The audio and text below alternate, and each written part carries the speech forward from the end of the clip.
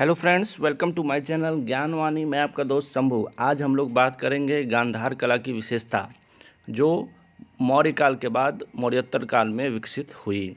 यह कला वर्तमान अफ़गानिस्तान के एक शहर गांधार के आसपास विकसित हुई, इसलिए इसे गांधार कला कहते हैं। कला का क्या अर्थ है?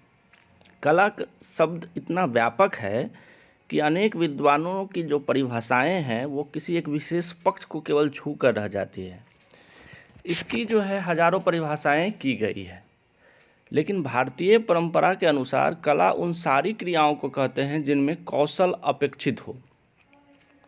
कला एक प्रकार का कृत्रिम निर्माण है जिसमें शारीरिक और मानसिक कौशलों का प्रयोग होता है।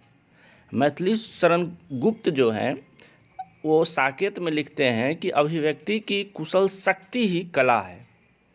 दूसरे शब्दों में मन के अंतःकरण की सुंदर प्रस्तुति ही कला है। तो यह जो है इस एक कला को समझने से जो है जितने भी कला विकसित हुए हैं इतिहास में वो सारे के सारे समझ में आएंगे कि मन के अंतःकरण की सुंदर प्रस्तुति, जो मन में आ रहा है उसको उकेर देना, चाहे वो चित्र के माध्यम से हो, मूर्ति के माध्यम से हो, स्थापत्य के माध्यम से हो, संगीत के माध्यम से हो, काव्य या कविता के माध्यम से हो, नृत्य के माध्यम से हो, रंगमंच के माध्यम से हो। ये सारे पुराने तरीके हैं। आज कला में जो है हम लोग नए चीज़ों को भी जोड़ चुके हैं, जैसे फोटोग्राफी है, चलचित्रण है, विज्ञापन है, कॉमिक्स है। ये इत्यादि कलाएं जो हैं आज विकसित हो रहे हैं।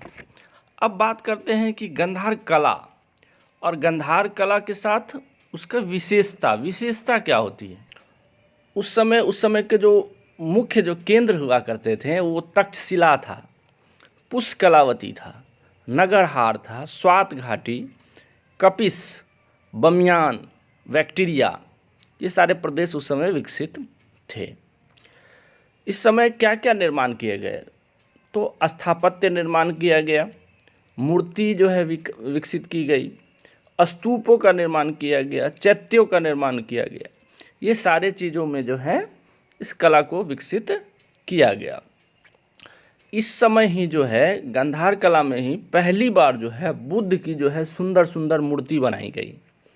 इससे पूर्व जो है बुद्ध के केवल चिन्ह बनाए जाते थे, जैसे कमल का, हाथी का इत्यादि का।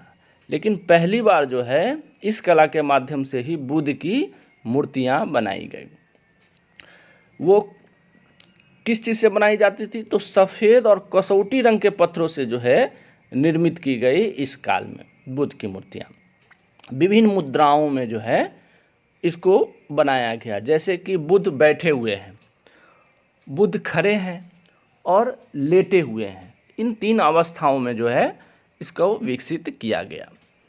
इसमें यूनानी देवता अपोलो से जो है मिलती जुलती मूर्तियां बनाई गई है। मूर्तियों के जो शरीर है उसकी जो संरचना है, मांसपेशियां हैं, शरीर पर जो कपड़ों का जो सुंदर एक आवरण चढ़ाया गया है, ये सारे उनसे यूनानी शैली से मिलते हैं। बाल को जो है, जो बाल हैं उसको अलंकृत किया गया है, घुंघराला बनाया गया है। बाल पीछे की ओर मोड़ कर एक जूड़ा बना दिया गया है। गांधार कला को महायान धर्म से जो है काफ़ी प्रोत्साहन मिला। महायान धर्म ने जो है इसको काफ़ी विकसित किया है। विषय वस्तु के आधार पर देखेंगे ये तो कला जो है भारतीय और यूनानी रोमन शैली का दोनों का मिक्स जो है यह शैली विकसित हुआ है। गांधार कला जो है इसको हिंदू और यूनानी कला भी कहते हैं। बोधिसत्व के अलावा जो मूर्तियां बनाई गई है वो विभिन्न लोकल मूर्तियां बनाई गई है। इसके बाद जो है आप अगर स्तूप की बात करें तो धर्मराजिस, चीर स्तूप इत्यादि का निर्माण किया गया है।